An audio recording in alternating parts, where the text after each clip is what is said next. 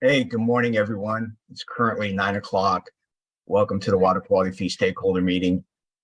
Let's give it about 2 more minutes here before we get started. Give an opportunity for others to join the meeting. Thank you.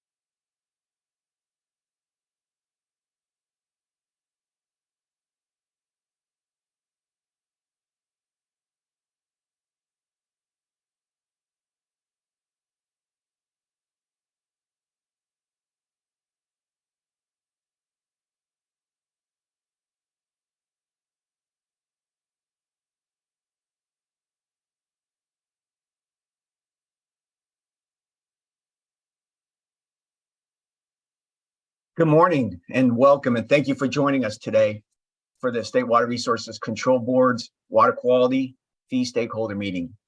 This meeting is being held virtually through the Zoom and webcast platforms and also is being recorded. My name is David Ceccarelli, and I am the Fee and Revenue Branch Chief within the Division of Administrative Services. Today, we have many Fee and Revenue Branch staff working behind the scenes to ensure that this meeting runs as smooth as possible. If any time throughout this event you find that you're having technical difficulties, please email us. The email is currently on the web page or on the presentation currently. It is feebranch@waterboards.ca.gov. Also joining today is John Russell, the Deputy Director of Division of Administrative Services. And also assisting me today in the presentation from the Fee and Revenue Branch is Cassandra White and Josh Wilblum. Individuals attending via Zoom, please use the raise the hand function if you'd like to ask a question or provide a comment.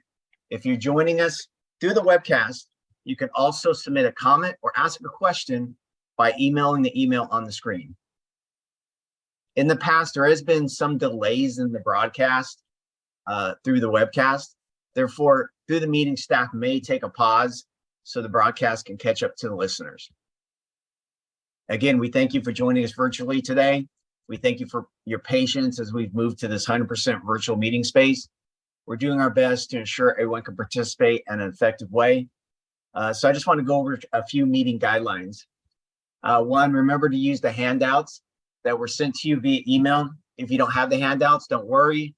We'll be sharing the documents on the screen, and you can request a copy after the meeting, or of course the handouts are posted on the Water Board's fee webpage. Remember, again, as I mentioned earlier, any technical difficulties, please email us. Please mute yourself when you're not speaking. Remember, you can submit comments and questions again throughout the event to the email, and we'll have staff reviewing those, and we'll answer those in accordance with the first come, first serve that they're coming into the website email address. I'm sorry. And finally, for this meeting to run efficiently and stay on track, we're requesting each participant who wants to ask a question, please ask one question at a time. Understand you may have clarifying questions to your original question, and that's acceptable. Once your question is fully answered, we're going to move on to the next participant's question. and you will be put back in order of participants who are requesting to ask a question. In addition, we respect all opinions and input. However, if the discussion starts to move away from the intent of the meeting, which is to discuss water quality fees, then I'm going to ask that the participant and I meet offline to coordinate these discussions further and involve the appropriate staff as needed. So at this time, let me go ahead and review the agenda.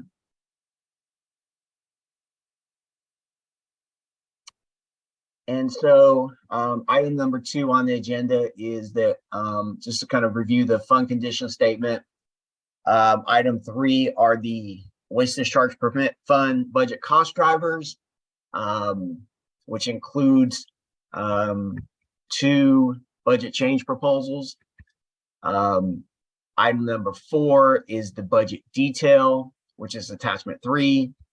We'll go over some staff's potential fee changes, some proposals.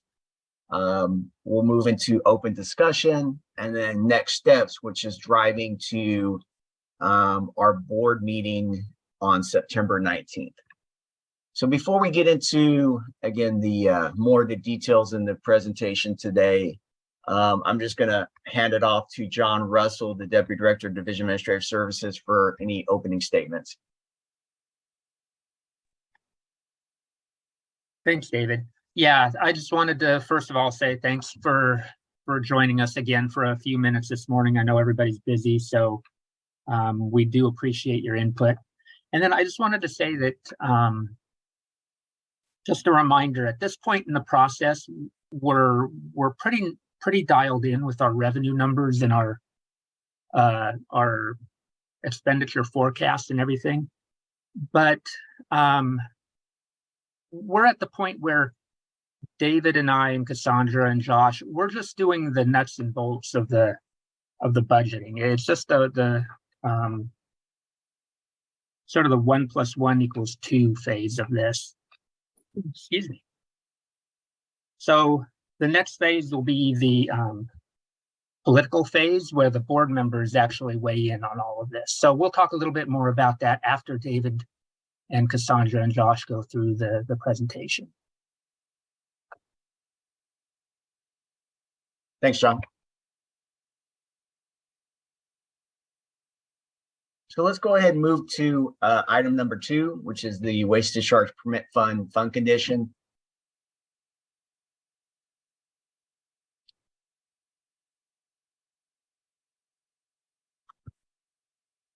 And just looking at this kind of high level, and as John mentioned, we are starting to dial in on our revenues and our expenditures. These are still projections at this time because as we're looking at fiscal year 22-23, accounting is in the process of closing the books. We're still not there, so we don't have final numbers. But with that said, what we have now that we haven't had in the past few years, or we have monthly reports that are updating us on the fiscal year months expenditures and revenues. So just kind of at a high level, looking at fiscal year 22-23, I'm looking at our total fee program revenue, which is projected to be $178.6 million in revenue. And looking at the total program expenditures, we're looking at our expenditures to be a little lower than that, at $174.9 million.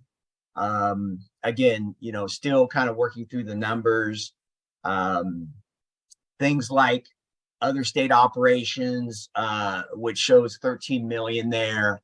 That is basically kind of a hard-coded budgeted number for expenditures. So until we get, again, expenditure data from like Department of Finance and the prorated information and Cal EPA, that number, of course, will be adjusted based on our projections. But that basically leaves us with a fund reserve of about 9.7 million on basically about $180+ million program, which again is driving to about a 5.6% reserve. which was basically, forecasting. We were trying to forecast for at least a 5% reserve, going into this fee setting process. So again, kind of moving forward, and looking at, that our budget for 23-24 is basically 188 million. And so what the next column over basically shows, and we've showed this before, if we don't do any fee increases or any adjustments, it basically drives, the reserve down. And the issue that I always faced is what we refer to as a structural deficit. It's the difference between our total revenues and our total expenditures, and you can see that expenditures would be exceeding revenues by $9.4 million in revenue. And so that's the number I try to capture. What we try to do on these fund conditions is try to keep in line our revenues and expenditures, because if they get too far out of balance, then in future years we have to make that difference up. And so moving into 23-24, and we'll show this more on some of the budget detail, by adjusting fees and generating approximately 188.1 million in revenue. This basically lines our revenue up with our budgetary expenditures of, again, 188 million, and then shows basically, when you look at the gain and loss, it's $118,000. So this is balancing the program, and gets us to basically the projected 5% fund reserve that we're trying to strive to. So at this time, are there any questions? I know I've kind of gone over this before.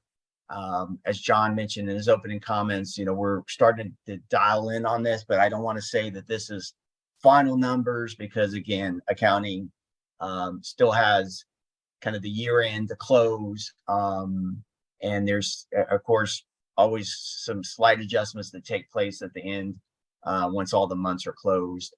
And this includes things like looking at revenue that might have hit like a different fund, or revenue that goes into this fund, and it's identified that no, it needs to be extracted from this fund and maybe move into a different fund. Timesheets where someone may be charged to correct charge code that hit the WDPF, but they might be needing to charge to a different funding source. So there are, again, some adjustments that do take place kind of at the end, which accounting goes through and kind of really looks at all the numbers and all the books, including expenditures and revenues. So again, I just want to ask if there's any questions at this time regarding the fund condition statement.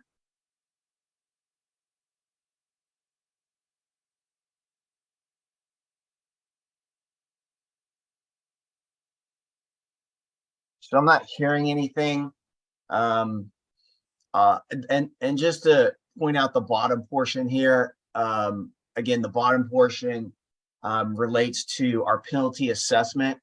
I've mentioned this before that we can't use the penalty revenues for water quality state ops.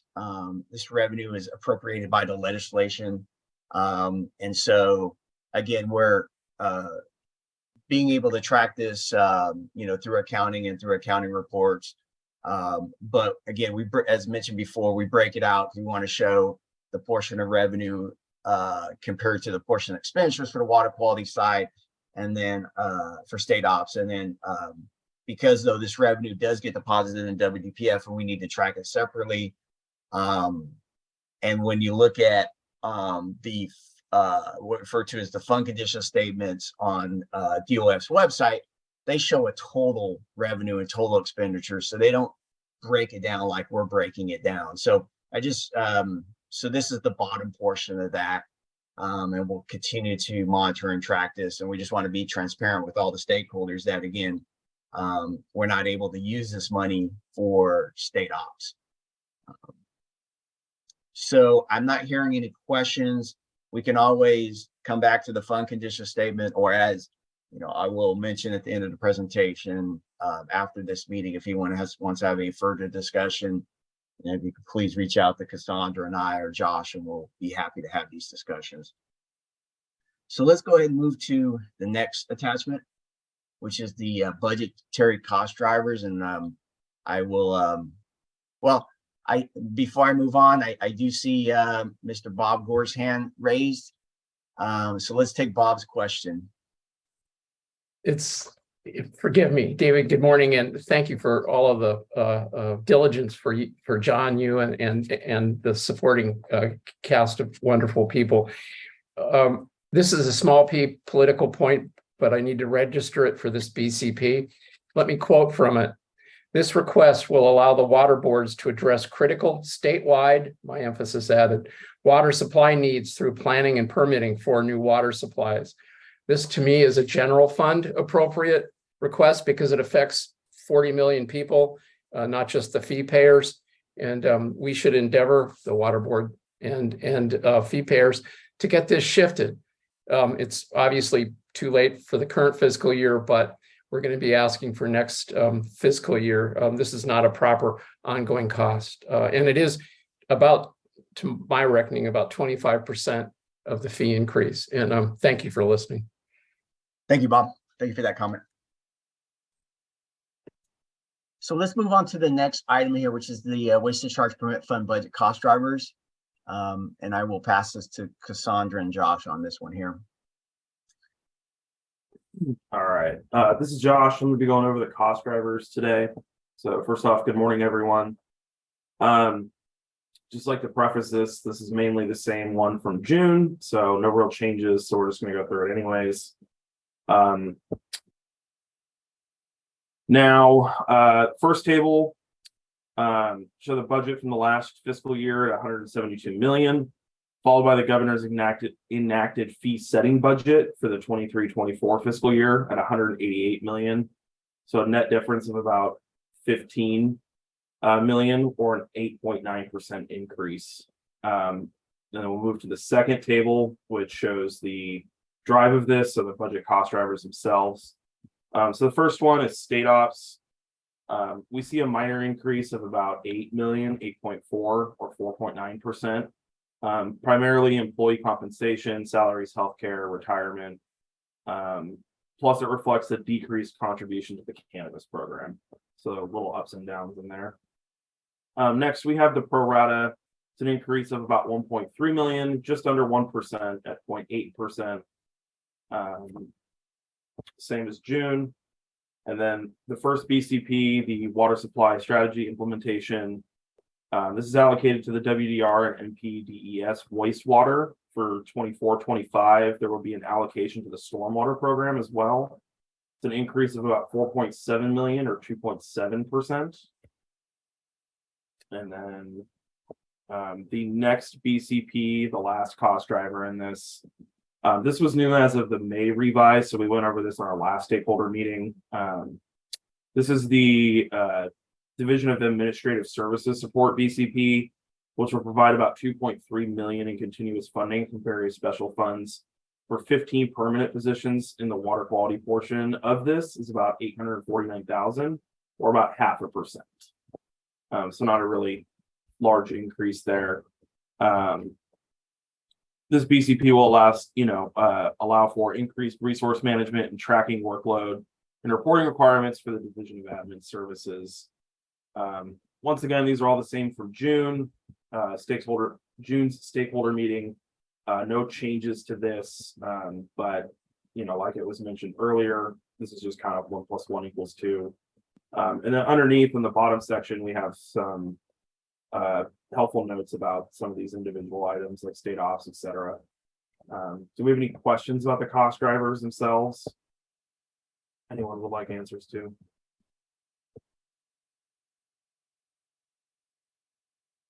Not seeing anything. So one thing I just want to touch on, because Bob brought it up regarding the water supply strategy implementation. Staff is proposing that that the increases to the fees, they're not spread out to all programs. Currently, they're going to be spread out for this fiscal year 23-24 to MPDS wastewater and to the WDR program. In 24-25, there's also an allocation to stormwater. I also want to also highlight, because there's a water recycling component to this, there's positions. We will be working with program staff and of course stakeholders on developing a new fee for the water recycling. And so we do anticipate that, of course, revenue will be coming in there. And so once that revenue starts coming in, of course, we'll be able to evaluate fees for, the fees that we are adjusting for WDR and MPDS wastewater. So there may be the opportunity to kind of help offset those fees in the future fiscal years here. But I do just want to make sure that everyone understands that in this upcoming fiscal year, or of course 23-24, we'll be working, developing a fee structure for water recycling and taking that to the board during the next fee setting cycle. So since I don't hear any questions on this at this point, let's move to the next item here. And of course, this is the budget detail. And looking at, again, column H, so this basically shows average program percentage change. And of course, this is in revenues, but the revenues do, for the most part, equal to what we propose in fee changes to the programs. And again, as I mentioned, WDR and the wastewater, those increases include, their share of the cost for the water supply implementation BCP. One thing to note here, and I mentioned this earlier, in some of the meetings earlier in the fiscal year, we've been working closely with the Water Quality Cert program, and those fees, we were proposing fees over double digits. I think the last few meetings, I believe it was around the 12 to 13% mark when we met back in June. But we've been able to identify that there are more applications, more projects paying application fees into this program.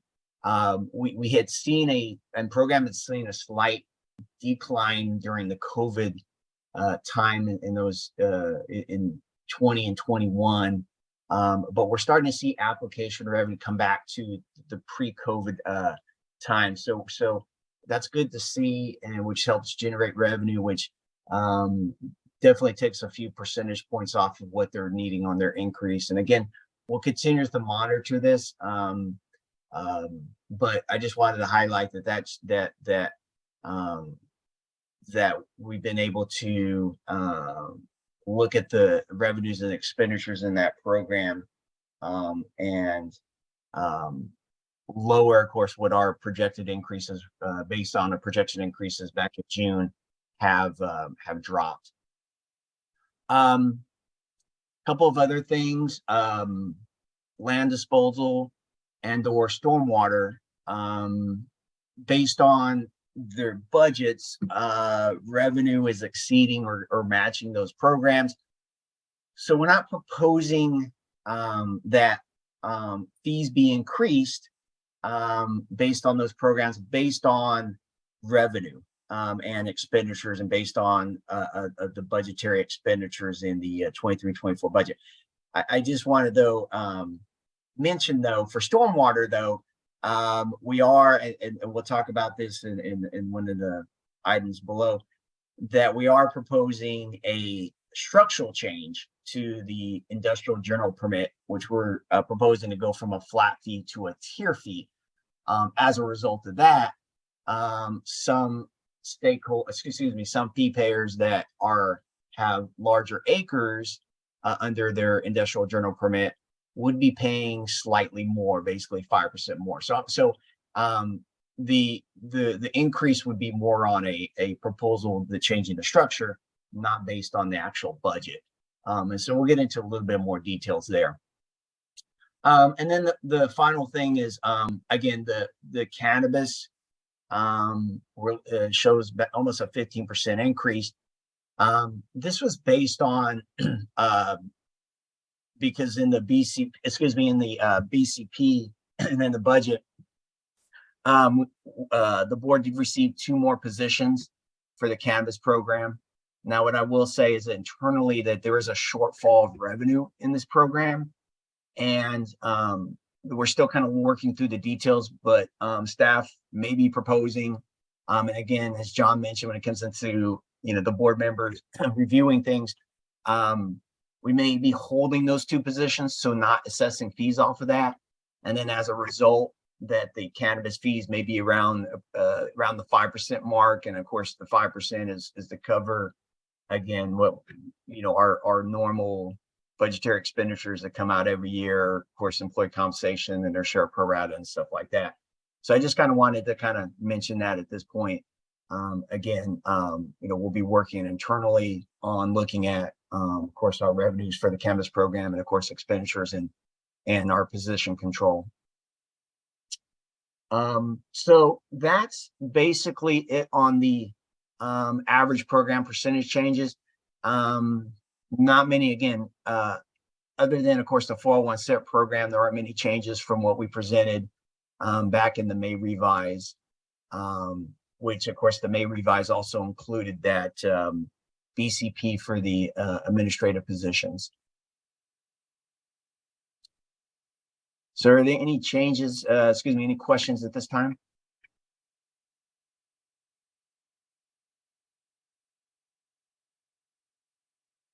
Hi, Debbie. I think you had your hand up first. So good morning, Debbie.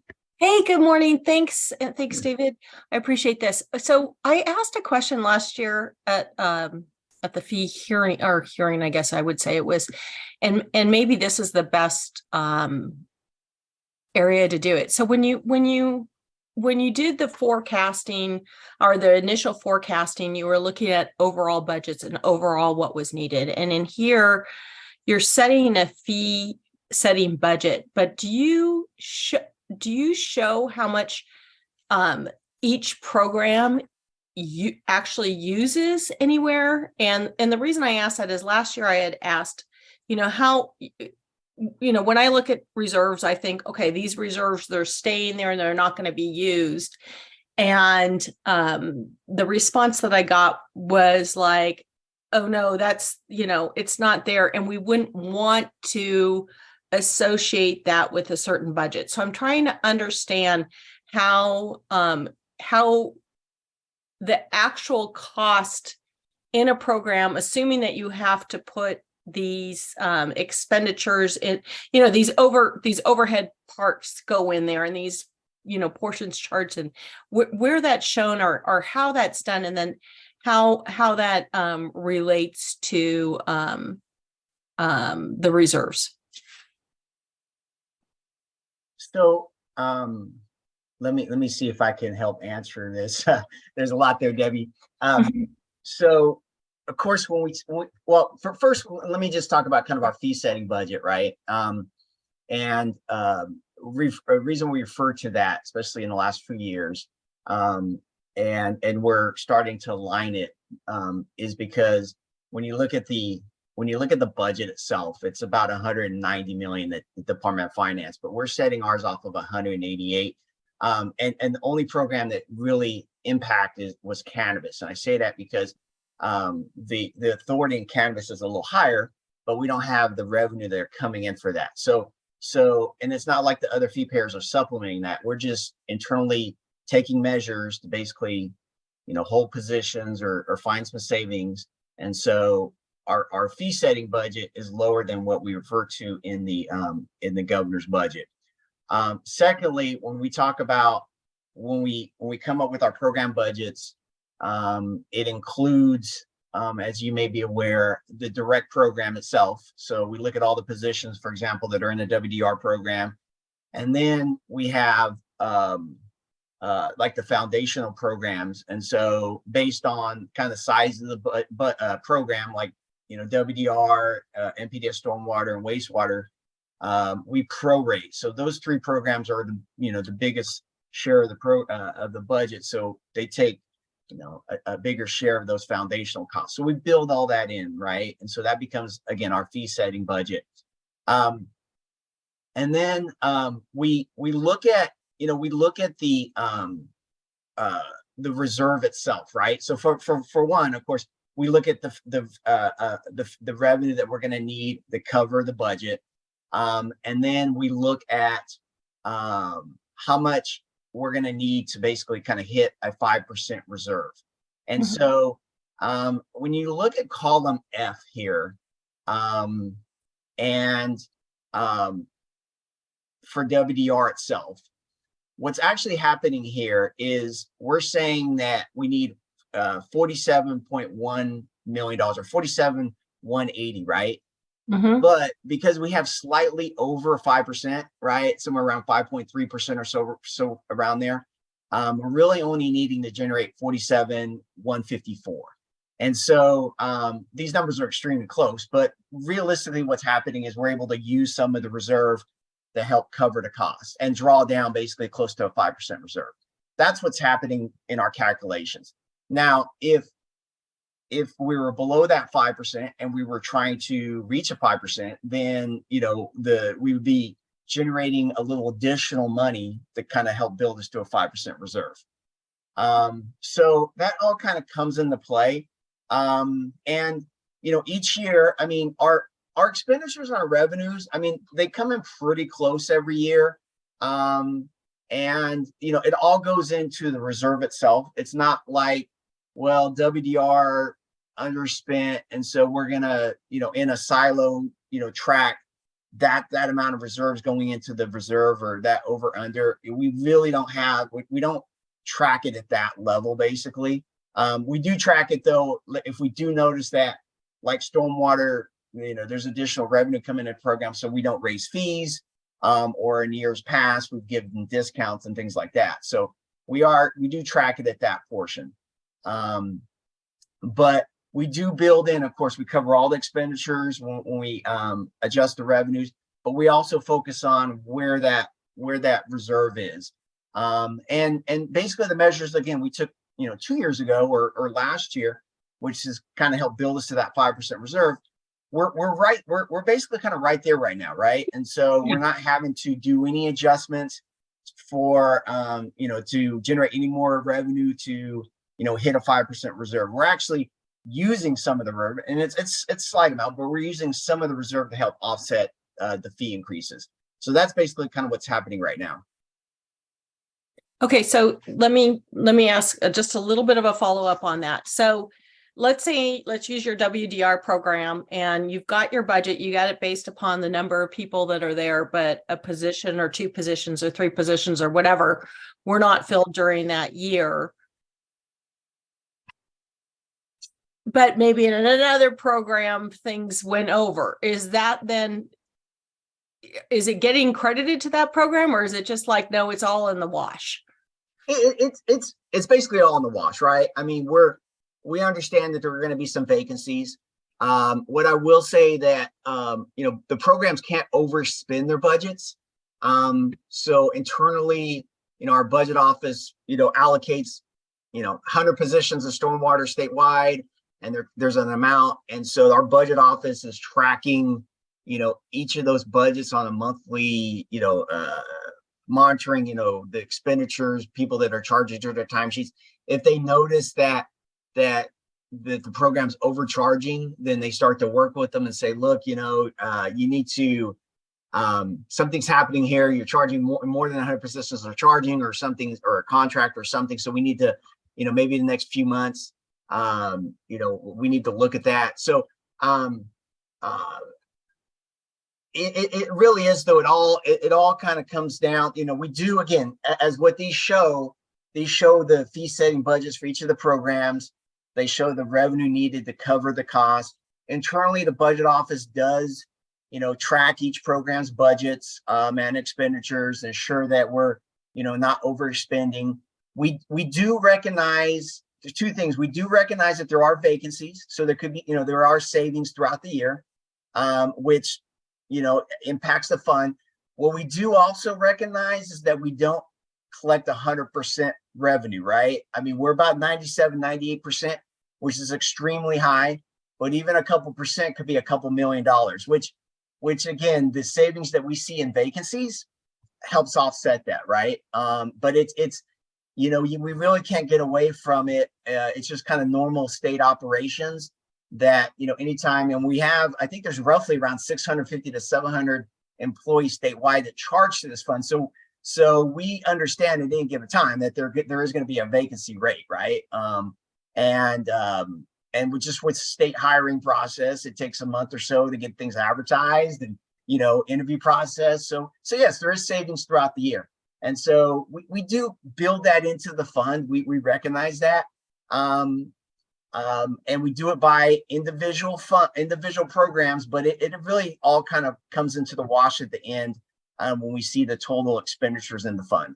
Now, Debbie, what I will say though, I mean, if one of the programs we see there's a lot of under expending, then our budget office, program management, like the heads of division of water quality, they would get together and they'd say, what's going on here, right? Why are we seeing so many positions not charged? And so, you kind of, do look at that. So it is a red flag, and we do have staff that do monitor it. But for the most part, we have a process in place where we're tracking everything very closely when it comes to expenditures. If anything at the end of the year doesn't look right, then of course management gets involved and starts to really evaluate it. And again, a lot of positions out at the regions that's why, our budget office works with each of the regional boards closely on looking at expenditures for each of the programs. Okay, well, thank you for now. I might have a follow-up in a few minutes. Thank you. Okay. Hi, good morning, Karen. I think you had your hand raised. I do. Good morning. Good morning. I have 2 questions. The first is, I was looking at the handout. I was making an assumption. I want to make sure it's actually not a right assumption. This assumption is right, because I think this wasn't actually right last year. So for stormwater, it's showing us at minus 2.1%. Does that mean fees will go down by 2.1% this year, or are you going to keep fees steady like last year? We're going to keep these fees steady as last year. If we do, what I will say though, is if we see this trend continuing in the next fiscal year, what I will say, I think at our last meeting and even in January, like this deficit was higher, in the, $1 million range. So it's starting to creep down based on our analysis, and we'll see what it looks like when the books close. But at this point, what we're going to do is we're going to keep the fee rates, keep the fee rates the same based on the budget. Now, as I mentioned earlier, we are proposing an adjustment to stormwater, the industrial general permit. So we are going to propose a tier structure there, which we will talk about. But yes, Karen, if these trends continue, then we may propose a discount or a slight decrease into the fees next year. Now, again, all depend on kind of cost drivers and what the budget looks like. One of the issues though is, we never want to get this too far out of whack. But yeah, this will be, I think, the second consecutive year where we're not proposing any increases to stormwater based on the budget numbers at this time. So hopefully that answers your first question. Yeah, then I think it kind of answers my second question, because I was my assumption being that fees were going to go down by 2.1%, but then I was going to tell the industrial folks their fees might go up, and that would be confusing. Yeah. But I think that solves that second potential issue. And we keep that ongoing sheet because we just track what the actuals are at the end of the year. And I think it was getting the final numbers in FisCal, so we could do that. So are those final numbers available, or will they be available so we can just make sure our spreadsheet's updated and over the time? We do. We're working on them right now. I'm glad you brought that up, Karen, because I know we've been kind of working on it for you. Let me work with Cassandra and Josh, and then next week we should be able to send something to you. And I think what you were looking for is, of course, 21-22. We have those final numbers, and I don't think you have them maybe on your sheet. And then 22-23. I mean, their projections right now, we have some projections, but we're hoping probably within maybe 6 weeks, the books will be closed and we'll have those final numbers also. Yeah. Oh, yeah. I get it. You're just literally just close the books. I know it takes a while. I think we actually might have some gaps that go back even a little bit further in the Okay. fiscal transition, but we can deal with it offline. Okay, sounds good. Thank you, Karen. Thanks. Good morning, JP. How are you? I think you're next up. Good morning.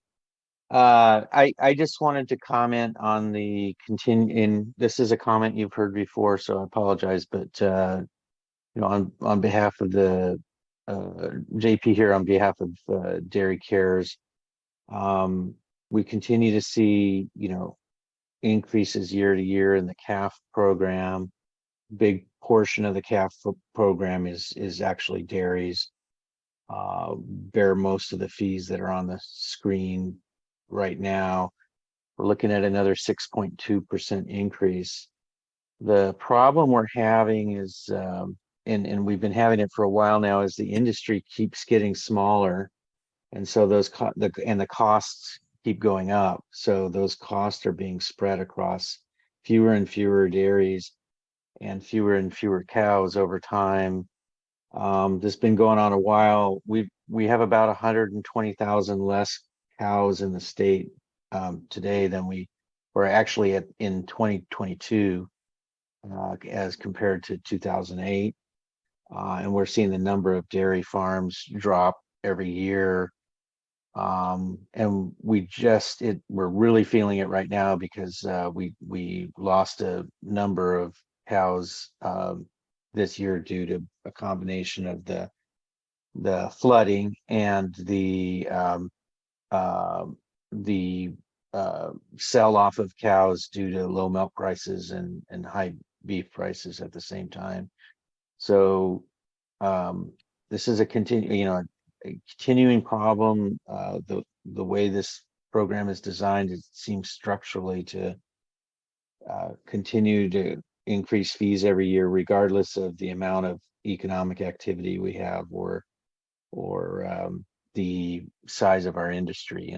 And it's, you know, it's becoming a bigger and bigger problem each year. And you know, we're going to need to figure out some way to adjust this and provide relief to these dairy operators on regulatory costs, or they're just going to continue to leave the state.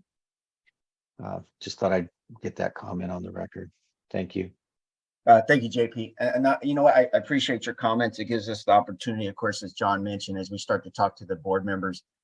These are items that we'd like to bring up to the board members, specifically, like you mentioned, on the economic activities and the issues that the dairy programs are facing.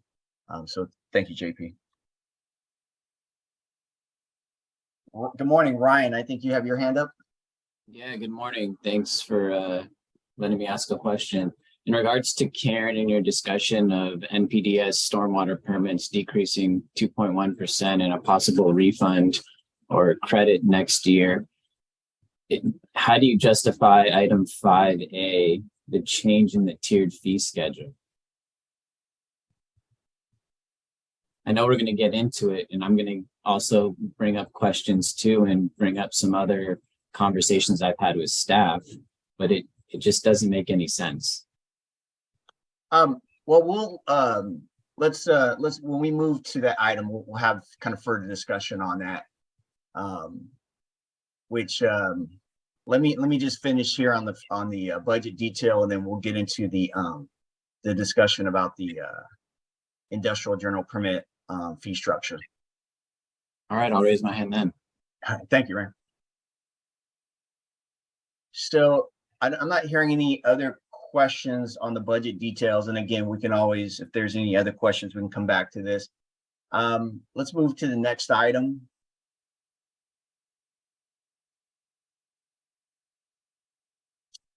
So I'm going to have Cassandra kind of tee this off. And then, we can have a discussion and kind of chime in on this. But let me pass it on to Cassandra first, and then we can continue the discussion, and Ryan, then we'll kind of help answer your question. Thank you, David. Good morning. So over the last year, we looked at the possibility of converting the current industrial general permit flat fee structure to a tiered structure. The tiered structure would make the assessment more equitable.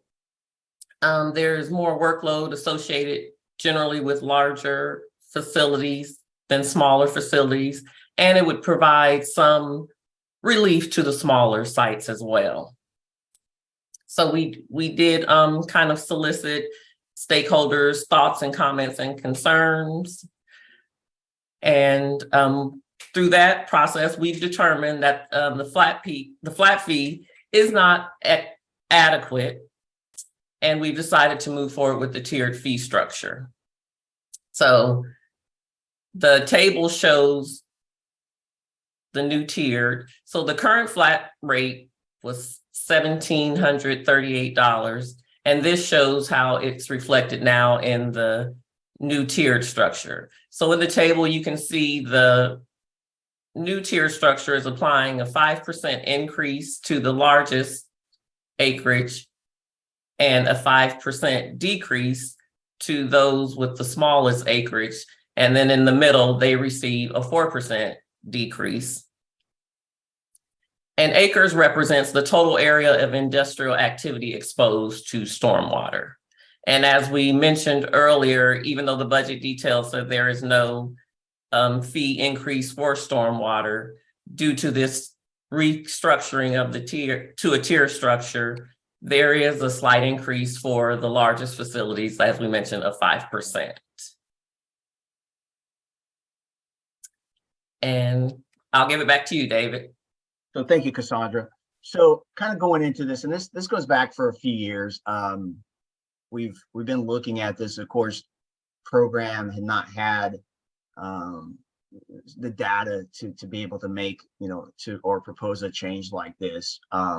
We've had some discussions before, but since they've been capturing the acre information, we thought that it'd be a good time to kind of look at and move this proposal back on the table and see what stakeholders thought about it. One, we were trying to make it revenue neutral, of course. Under the flat fee, of course, we're collecting close to around 15 million, I believe is the number. And this change isn't going to generate any additional revenue. It's not going to generate less revenue. It's still kind of the revenue neutral of the 15 million. And the three kind of proposals that staff were looking at were one, a tier like this of a 5% adjustment.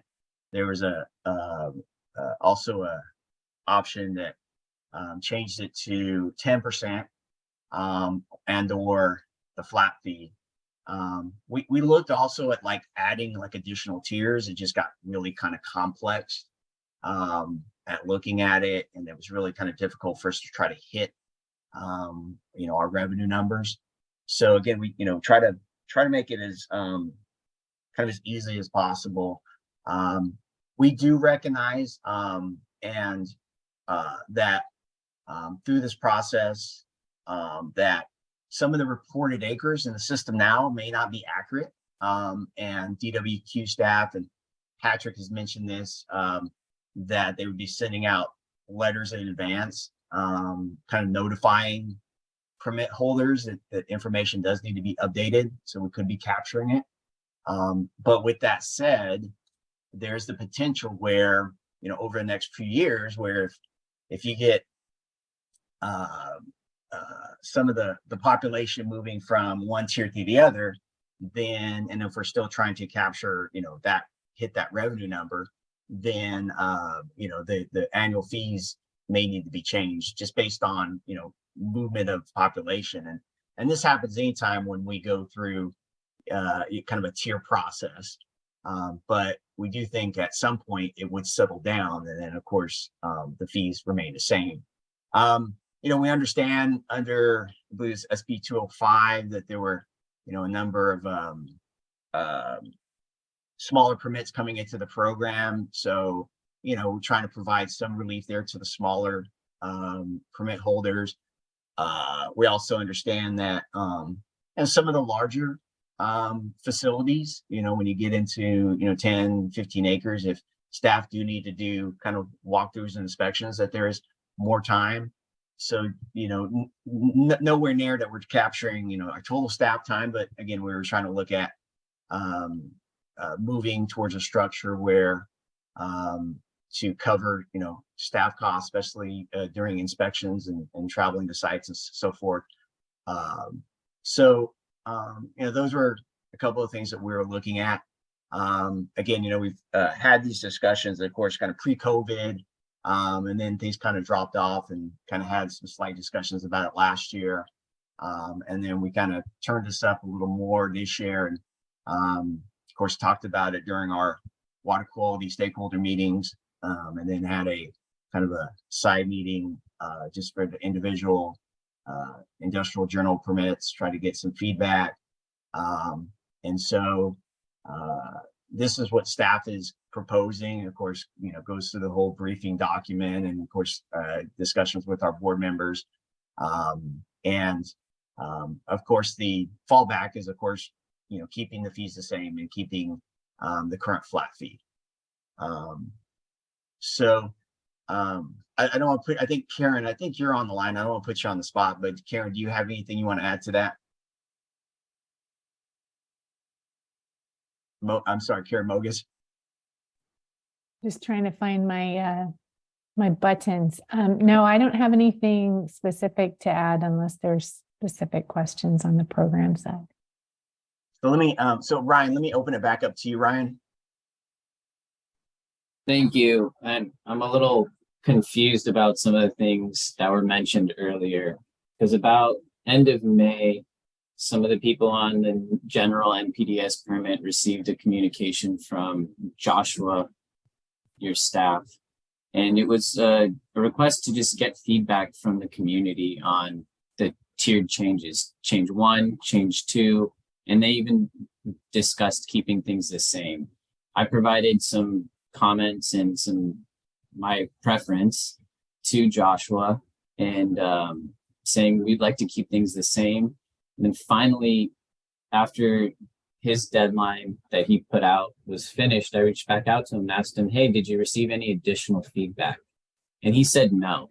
So I don't understand where the feedback from the community that was mentioned earlier came from. If some of your staff are saying they didn't receive any feedback, and your other part of your staff is saying the feedback from stakeholders said to go towards tier 1. So first question is, can you reconcile that? Because that's extremely confusing. Yeah, definitely. I will say, the email that Josh sent out soliciting comments, we didn't really receive anything. Ryan, you were probably one of the only ones that provided this comment. The other comments and feedback were more or less when we were listening to stakeholders during our internal meeting. So we kind of jotted those down. I do know that there was one preference if we were to make a change to move to the 5%. So we were using that as feedback. But I will say, we didn't really receive, a lot of feedback when we solicited, and, we kind of did our due process. But, just looking at, again, the feedback from what we heard at our internal meeting, and then of course what was received, and Ryan, you're right. I think you maybe was the only one that provided us with some comments, and we definitely appreciate that. And then when we met, we kind of mentioned that. But that's really all, all it really came down to. And so, we do rely on, stakeholder feedback, and we do our best to reach out and try to, get the comments. But again, it was really based on the information and feedback that we were getting at the meeting itself. And then of course, when the email went out from Josh, just asking, looking at our options that we reviewed at our meeting, what's your preference? And then staff, we looked at those options and we had discussions, and right now, staff is proposing moving to changing to a tier option, which was I believe option 1 that we had put on our chart. Yeah, you're right. It is option 1. And then my follow-up question is, as stated in the presentation, it's not accurate, the active industrial activity for acreage. So let's say a facility has in their NPDES general permit 10 acres of industrial activity, and then later down the line, it gets identified to be less than that. How is that facility going to be compensated for a change in their annual fee that has taken place over a number of years? So do you think the cart's going before the horse? I think you should make those acreages accurate before assessing new fees to everybody. Well, and from working with water quality, that letters would be sent out asking for the information to be updated, and working closely with the industrial general permit population to work to ensure that we're getting the numbers accurately in the system, our smart system, which is the data that we use for our billing information. So before these billings go out, staff is going to work closely with the permit holders. I mean, we may, I'll admit we may miss a few. Someone may not report back. Someone may get an invoice and say, no, it needs to be changed. And then that becomes kind of discretion with program staff to see if that's accurate to make that change. And then if so, then, they can work appropriately with, my staff on the fees and change the fees. And if needed, provide a refund. And my final question is, because I haven't been able to find it with my members and their general permits, but what is defined as industrial activity? Is there a way or a handout I could see so I can reassess my members and help them calculate their industrial activity acreage? Well, I believe in did you see the presentation handout, which is on the screen right now? Yeah, I see that now. That's on the handout for today's meeting. It's not in the handout today's meeting. Let me ask Cassandra or Sarah. Is it posted on our website or under the? So it is posted on our website. What we can do, Ryan, is that we can email it to you, and it gives kind of the definition. It kind of talks about the presentation that was presented at our last stakeholder meeting. And, if you have further questions, then, we'd be more than happy, like myself and Patrick and program staff, to meet with you. Yeah, that would be great if you could send it over and we could start from there. Appreciate your answering my questions. Thank you.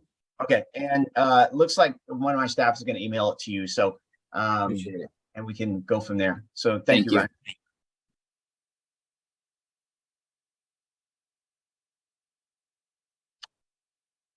So it doesn't look like we have any further questions on this item. So looks like we can move to the next item.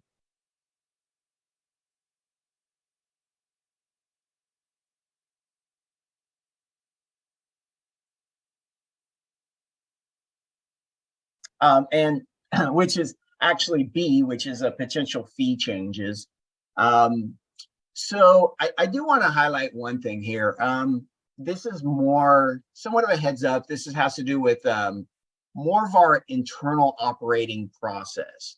And I want to just kind of caveat and mention this up front. We may never need to use this, but let me give you a little bit of background history. In the last 15 to 20 years, as you know, the Waste Discharge Permit Fund invoices, we issue those invoices starting around late October, early November.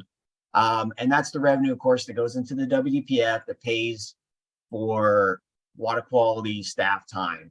And of course, we're on a fiscal year which starts in July. And so expenditures start to accrue. So if you look at it this way, expenditures start to hit July, August, September, and even October until revenue is starting to come into the Water Board's accounting office. And so what we've done historically, when we get into situations with cash flow, is that we've been able to utilize the underground storage tank cleanup fund, which is, of course, a fund within the water boards. And so internally, we're basically doing a short-term borrow from that in the early months, just to kind of cover our expenditures more or less on a cash flow issue. And then as cash starts to come in based on our invoices, we're able to basically pay it back, basically, kind of just an internal accounting process. And so one thing that happened though this year through the Department of Finance is that the cleanup fund, of course, they have state operation expenditures, but a lot of that fund is used for local assistance. And so what we noticed is that they lowered the state ops authority in that program and moved more of it into the local assistance, which at the time when we were looking at that could impact us being able to use some of that to help cover our cost up front. Now, with that said, since this all took place, we've been having conversations with the Department of Finance, and we think that we've been able to fix that. So we'll be able to adjust and being able to kind of help floating of our costs if needed in the WDPF and utilize again the cleanup fund. So we think we've been able to, kind of fix it through conversations. Kind of with that said, though, one proposal that we are proposing, and again, as I mentioned this and caveat this, that we don't think we'll need to use this language, but we're going to add language into the fee structure that basically authorizes us, if needed, that we would do semi-annual invoicing. And so what I mean by that is that if we need to generate revenue in the beginning of the fiscal year, for example, beginning in July, that we would send out an invoice at the beginning prior to the board adoption based on our current fee structure. And then when the board adopts the new structure, then a second invoice would be generated, mostly likely like 6 months later, based on the difference. So I believe it's similar to like property taxes, where you're assessed 2 invoices during a calendar year. Again, we're putting this language in just in case if we, as more of a safety net, if we do need something like this. We do recognize that, most facilities are set up, for our invoicing of once a year. And so we'd have to have a lot of kind of communication in advance, letting people know that we would be doing an invoicing process where it'd be biannually. So just wanted to kind of, again, I wanted to put that out there. We for this fiscal year coming up and hopefully in the future fiscal years, we've already sparked the conversation with finance, and we believe we already have a fix for this. So doesn't look like we're going to need to use this, but we are, as staff, going to propose to the board that we do add some language into our structure. I believe it's under Water Code Section 2200, where it kind of lays out our current kind of invoicing process, and then we'd add some language there. So I just, again, wanted to highlight that. One other thing, and again, this isn't set in stone. There may be a potential where we may need to move up our adoption of our board meeting fee structure. So we always go in September. There may be a potential we move this up a month earlier to August. Now we understand there's some conflict there of when the budget gets signed. It shortens that period. We'd have to move up our stakeholder meetings, something we don't want to do, but I just kind of want to kind of bring that up. Now, by doing that, of course, we would be able to kind of generate invoices a little earlier based on the standard process of just an annual invoice. So instead of invoices going out, late October, early November, we would be able to, get them out maybe early October, maybe late September. So just wanted to throw that out there. But that is a potential change to of some language that we're looking at adding to the water code regarding invoice schedules.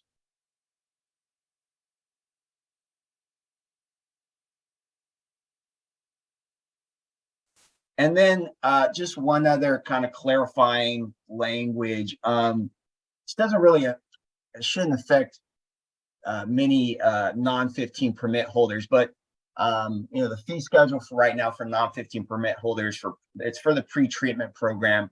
There'll be no change in the affected permits as they're already being assessed a surcharge. So we do have, non-15s that have a pre-treatment. There's a structure in place. But we just want to state that we're looking at adding some clarifying language to the fee structure to kind of make sure we identify those properly. No change in their fee amounts.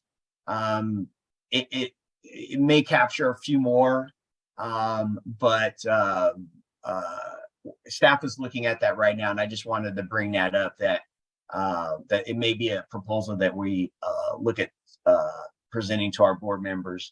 And again, it's just more kind of clarifying language that's similar to the language for our NPDS program pre-treatment program. So I just wanted to also bring that up.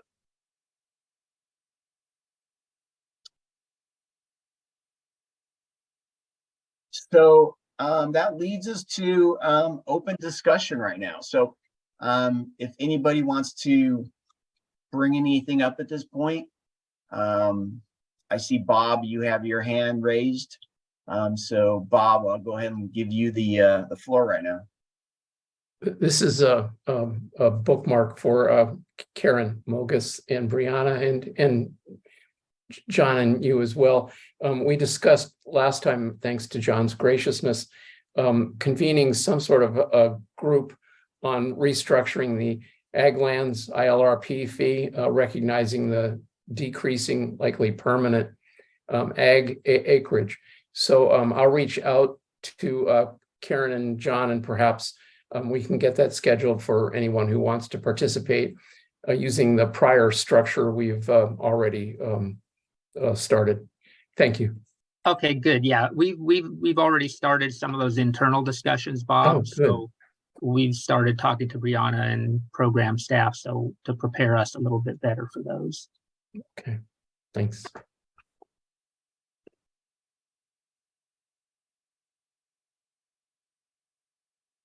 We have another question. I apologize, I don't have the name, but it's under the Preservation Inc. under the Central Coast.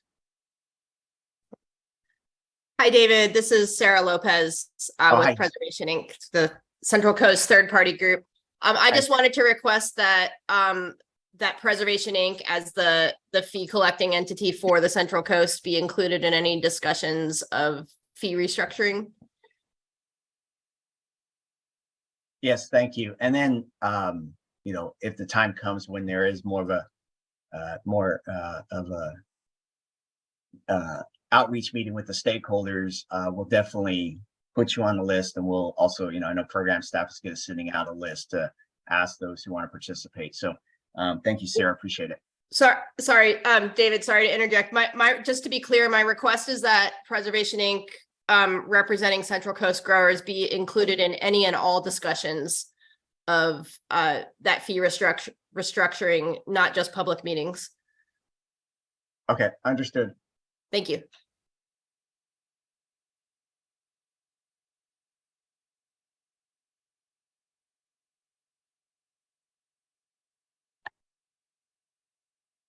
So not hearing any other questions at this time, just kind of want to move into next steps. So again, we're driving to taking proposals to the board for their consideration and adoption at the September 19th board meeting, which is on a Tuesday. The agenda items are kind of put forth public 10 days before the 19th. So it gives an opportunity for stakeholders to provide comments prior to the meeting. As John mentioned kind of in his opening statement, we'll start to kind of move into staff starting to brief the board members on, of course, the numbers and potential changes and impacts and again, concerns that we hear from the stakeholders, and knowing that these concerns are most likely going to be brought up to each of the board members. So we'll start kind of moving into that process and start having those discussions. And again, looking at having the agenda item out, most likely around September 10th, give the opportunity for the public to provide comments. Let me hand it over. I see John just came online, so I'll hand over to John right now for final comments here. Yeah, that's what I alluded to a little bit before. We're moving now into the, for lack of a better word, I'll call the political phase of this. All of the feedback that we get in these meetings, we do take it to the board members. We write a briefing memo for them and we brief them individually. So during this little period here between now and the board meeting, if you have any other concerns or anything that you really want the board to be aware of, go ahead and jot those down and write them in and send them in to us. And we do elevate all those concerns to the board members. And then the average program percent change, like David said, that's typically in the range that we expect our recommendations of the fee increases to be, but it's not always like that. I mean, the board members are a political body. They'll do their due diligence. You know, it's our job to give them the nuts and bolts of just the raw numbers and the budget numbers and our recommendations.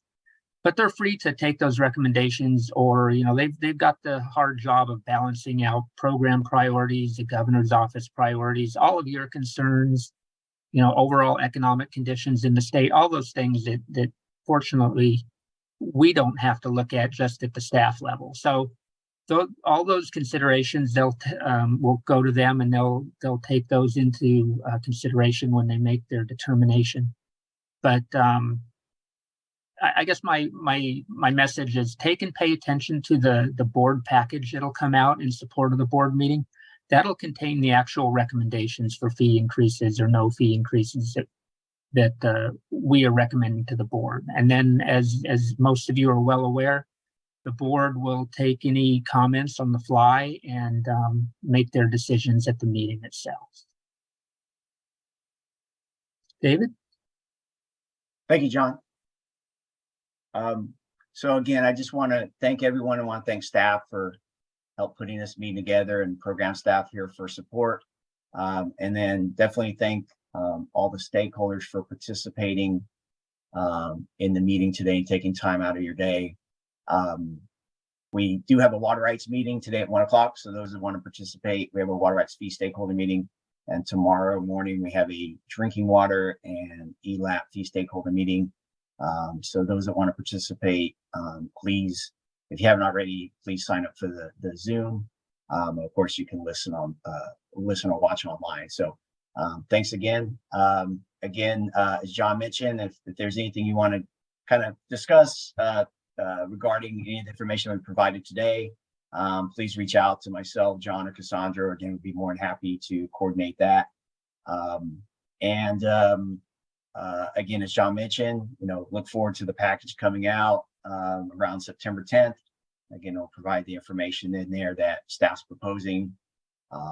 And again, the meeting will be in person. Of course, it's also online, also on September 19th board meeting in Sacramento at the Cal EPA building.